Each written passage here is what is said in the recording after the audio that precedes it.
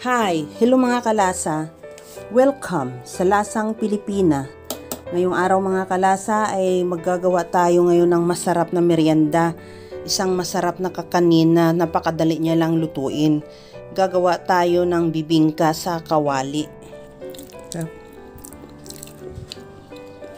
Sa mixing bowl, maglagay ng rice flour, glutinous powder, asukal, asin, at lagyan na rin natin ng itlog at maglagay ako ng gata.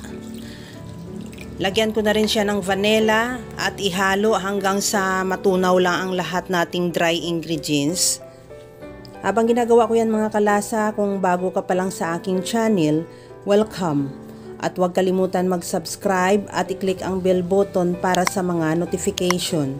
At kung dati ka pa, welcome back at i-follow mo na rin ako sa aking Facebook page Lasang Pilipina. Pagka ganito na yung texture ng ating mixture, okay na yan at sigurado naman na wala ng buo-buo, ilipat na natin yan sa ating kawali na nilagyan ko na rin siya ng dahon at brinash ko siya ng margarine. At ibuhos na lang natin, tansyahin mo lang din yung magkasya sa kawali mo, depende sa laki. At lagyan ko rin yan ng buko. Optional, kung wala kang buko pwede rin, pero mas masarap talaga pag may buko.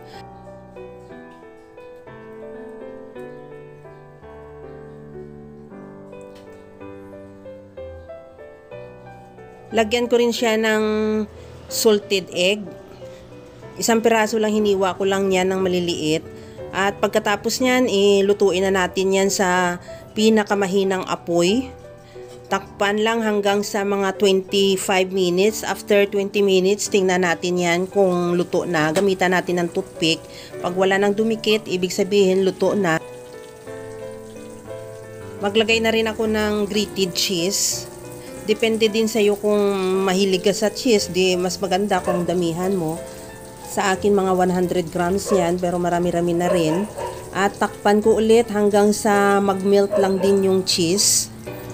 Pagkatapos yan, ready to serve na yan at tanggalin na lang natin yan dyan sa kalan at ipalamigin muna at ilipat na rin sa ating serving plate at ready to serve na yan yung ating masarap na merienda na bibingka sa kawali.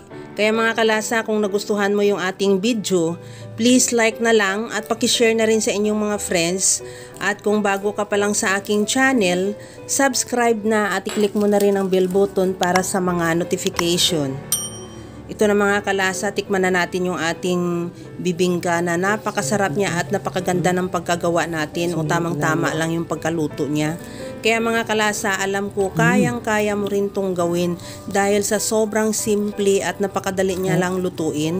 Kagaya lang lagi sa sinasabi ko na wala namang hindi marunong magluto basta sa simpleng paraan lang.